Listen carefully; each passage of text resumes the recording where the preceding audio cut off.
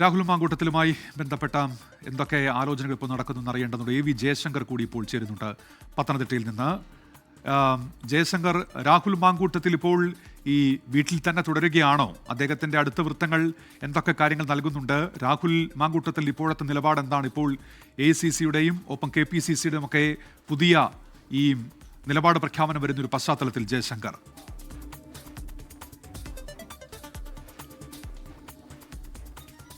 രാഹുൽ മാങ്കൂട്ടത്തിൻ്റെ അടൂരിലെ വീടിന് മുന്നിലാണ് നമ്മളുള്ളത്. 4 ദിവസമായി അദ്ദേഹം എനിക്ക് പിന്നിലുള്ള ഈ വീട്ടിൽ തന്നെയാണ് താമസിക്കുന്നത്. മറ്റ് പൊതുപരിപാടികൾക്കോ മറ്റു പരിപാടികൾക്കോ പുറത്തേക്ക് പോകാത്തൊരു സാഹചര്യമുണ്ട്. എന്തായാലും പാർട്ടി ലൈനിൽ നിന്നുള്ള ഒരു ഔദ്യോഗിക കമ്മ്യൂണിക്കേഷൻ്റെ ഒരു ആശയവിനിമയം രാഹുൽ മാങ്കൂട്ടത്തിന് ഇതിനോടകം തന്നെ രാജിയുമായി ബന്ധപ്പെട്ട് ലഭിച്ചു കഴിഞ്ഞു എന്നാണ് നമ്മൾ മനസ്സിലാക്കുന്നത്. ഇന്ന് രാവിലെ മുതൽ അദ്ദേഹം മുതിർന്ന നേതാക്കളോട് ഉൾപ്പെടെ ഈ വിഷയവുമായി ബന്ധപ്പെട്ട് ചർച്ചകൾ നടത്തിയതായും നമ്മൾ മനസ്സിലാക്കുന്നു. എന്തായാലും രാഹുലിൻ്റെ നിലപാട് അത് രാഹുൽ മാങ്കൂട്ടത്തിൽ തന്നെയാണ് പ്രഖ്യാപിക്കേണ്ടത്. കഴിഞ്ഞ ദിവസം അദ്ദേഹം ഒരു വാർത്താ സമ്മേളനം പ്രഖ്യാപിക്കുകയും പിന്നീട് അത് റദ്ദാക്കുകയും ചെയ്ത സാഹചര്യം ഉണ്ടായിരുന്നു. രാഹുലിനെതിരെ നിരവധി ആരോപണങ്ങൾ കഴിഞ്ഞ 3 ദിവസങ്ങളിൽ ഉയർന്നു വരുന്നൊരു സാഹചര്യം ഉണ്ടായി. യൂത്ത് കോൺഗ്രസ് അധ്യക്ഷ പദവി രാജിവെച്ചതിന് ശേഷം പുറത്തു വന്ന ശബ്ദ സന്ദേശങ്ങളിലും ആരോപണങ്ങളിലും രാഹുൽ മാങ്കൂട്ടത്തിൻ്റെ മറുപടി ഉണ്ടായിട്ടില്ല.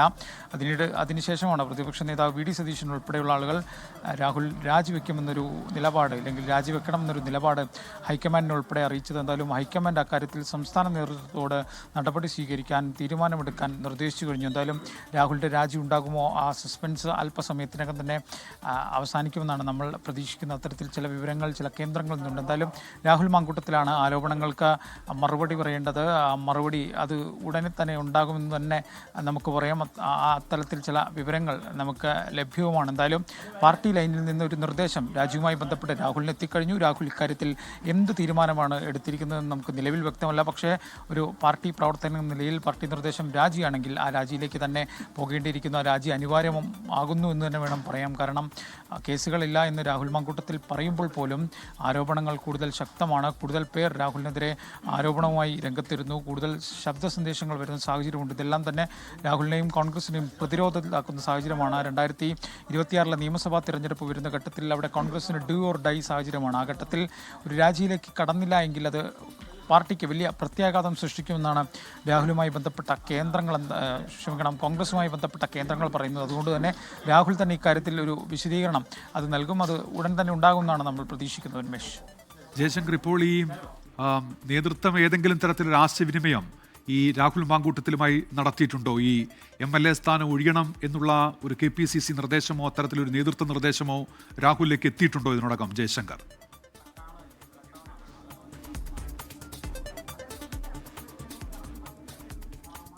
അതായത് ഉന്മേഷ്, ഇതുമായി ബന്ധപ്പെട്ട കൃത്യമായൊരു നിർദ്ദേശം രാഹുൽ മാങ്കൂട്ടത്തിന് ലഭിച്ചിട്ടുണ്ട്. അതുകൊണ്ട് തന്നെയാണ് അല്പസമയത്തിനകം അദ്ദേഹം മാധ്യമങ്ങളെ കാണാനുള്ളൊരു സാധ്യതയുണ്ട്. കഴിഞ്ഞ ദിവസം ഇത്തരത്തിൽ ഇതുമായി ബന്ധപ്പെട്ട മാധ്യമങ്ങളെ കാണുമെന്ന് രാഹുൽ അറിയിച്ചിരുന്നു. പക്ഷേ ആ വാർത്താ സമ്മേളനം ഉണ്ടായില്ല. ഇപ്പോഴെന്തായാലും അതിന് വീണ്ടും കളം ഒരുങ്ങുന്നു.